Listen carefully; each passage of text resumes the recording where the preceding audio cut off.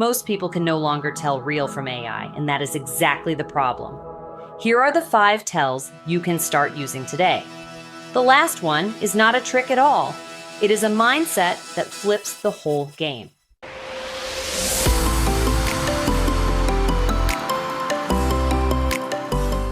Right now, you are probably seeing AI content every single day and not catching most of it, especially given all of the updates in 2026. I should know. I'm Roz's AI clone. This is not a knock on anyone. It is just where we are. So here is something you can use this second. When an image feels off, stop looking at the whole picture and start looking at the seams. Zoom in where 2 things meet, where glasses sit on a nose, where a strap crosses a shoulder, where a hand wraps a coffee cup. AI still smears those edges. Then read any text in the background, on a sign or a label, because that is where it quietly falls apart. Those are the spots that betray a fake, even a good one, and that one habit will catch more than half of what fools everyone else. That is tell number 1 of 5, and we are going to take them one at a time so each one actually sticks. Stick around for the 5th one especially, because it is not a trick at all. It is a shift in how you trust everything you see online, and once it clicks, you cannot unsee it. Here is why this matters more than it used to. In Adobe's 2026 trends research, only about 1 in 5 people said they can reliably tell when they are dealing with AI. The goal of this video is not to make you paranoid about everything. It is to give you a calm, repeatable way to check so you can scroll, shop, and forward things to your family without that low hum of doubt. As mentioned, tell number 1 is the squint test, and it is exactly what it sounds like. You stop looking at the picture as a whole and you start hunting in the spots where AI still struggles. The old advice was to count fingers, and that worked for years, but the newer models fixed obvious hands first, so the giveaway moved to these smaller joints and contact points. Next, the eyes. In a real photo, the tiny bright reflection sits in the same spot in both eyes. Fakes often miss that, or light one eye and leave the other flat. Then the one almost nobody checks. Reflections and physics. Look at a window, a pair of sunglasses, a puddle. In a real photo, the reflection matches the scene. In a fake, the reflection often shows something that is not there, or light falls from 2 directions at once. Hani Farid, a digital forensics researcher at Berkeley, has spent years pointing out that our eyes accept lighting and shadows that do not actually obey physics, and that is exactly the gap these tools leave behind. When your own eyes are not sure, you do not have to guess. You can hand the image to a detector. Here are 2 that are easy for anyone to use. The first is hive-moderation, which in independent 2026 testing scored the highest for accuracy across the big generators. The second is called AI or Not, which lets you check a single image fast with no account at all. You upload the picture, and it gives you back a confidence score that the image was made by AI. The best of them land somewhere around 85 to 94% on clean test images. Unfortunately, that accuracy drops once a picture has been compressed or resaved by a social platform. They also struggle most with brand new generators they have not been trained on yet. So treat the score as a strong second opinion, not a final verdict, as newer image models are already fixing the goofy text and the 6-fingered hands, because those were the jokes everyone made. So treat the squint test and the detectors as your fast first filter, not your final answer. Tell number 2 is the cadence tell. This is about rhythm, and it works on 2 things people forget to check: synthetic voices and synthetic writing. Start with voice, because voice cloning is where the real scams are.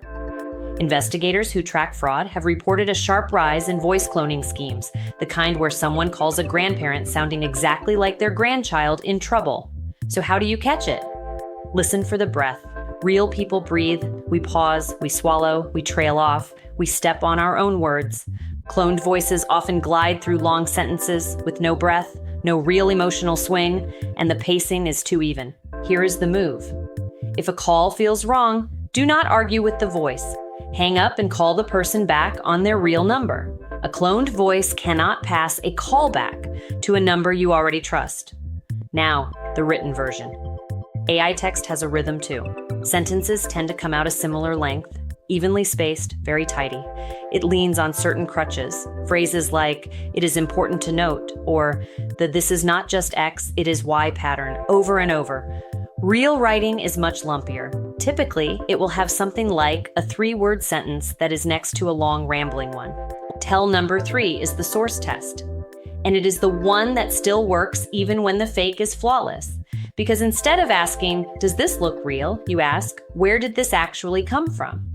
3 questions do most of the work. 1. Who posted this first? 2. Does the original exist anywhere reputable? And number 3, can I find it with a search, or does it only live in this one forwarded message? The simplest tool is reverse image search. You drop the picture in, and you see where else it has appeared. If a supposedly brand new photo of a major event only shows up on one anonymous account, that is a loud signal. Real news leaves footprints in many places at once. This matters because of how we get information now. In that same Adobe research, about 1 in 4 people said AI-powered platforms are already their primary way to search and decide what to buy ahead of brand sites and reviews. We are leaning on these feeds for real decisions, which means consider the source is not old advice anymore. It is the load-bearing skill. Back to our scenario.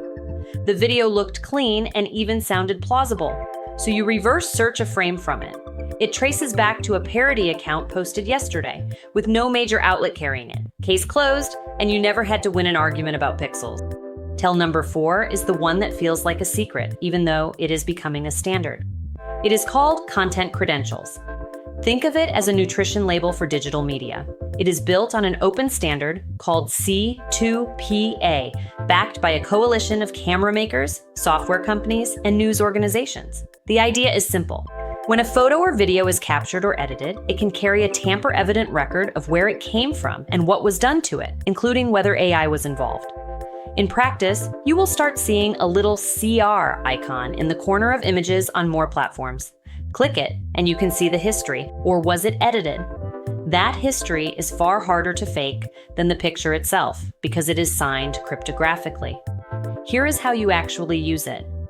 When the stakes are high, a financial document, a viral news image, a listing for something expensive, look for that credential and inspect it. Content credentials only help when they are present, and a fake can simply strip them out or never include them. Tell number 5 is not a glitch to spot. It is a trap to avoid. Researchers Bobby Chesney and Danielle Citron gave it a name, the liar's dividend.